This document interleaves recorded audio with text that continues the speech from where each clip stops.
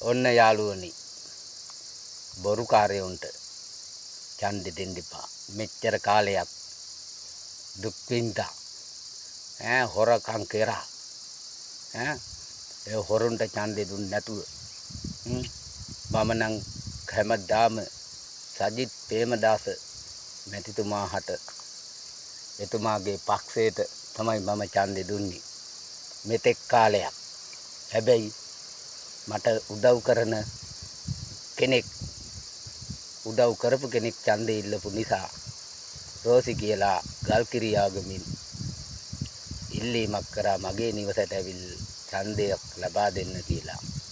ඉතින් මගේ පවුලේ සියලු දෙනා එකතු කරගෙන ඡන්දය 6ක් ලබා දුන්නා. හැබැයි එතුමිය උඩින්ම ජයගත්තා. එතුමිය පලාගල ප්‍රාදේශ සභාවේ සභාපති වේවා කියා මම ප්‍රාර්ථනා කරනවා. හොඳින් වැඩ කටයුතු කරගෙන යන්න කියලා. ඒ වගේම මම UMP කාර්යයක් වෙලා සජිත් මහත්තයාගේ පාක්ෂිකෙක් වෙලා මම ඒක වෙනස් කරා. දැන් මාලිමාවේ පාක්ෂිකෙක් මම මේ ඡන්දේ සිට මං නැත්තම් සජිත් ප්‍රේමදාසට පමණයි ඡන්දේ දීලා තියෙන්නේ. පොහොට්ටුවට කවදාවත් වෙන පක්ෂයකට දීලම නැහැ. සජිත් ප්‍රේමදාසගේ පක්ෂයට පමණයි.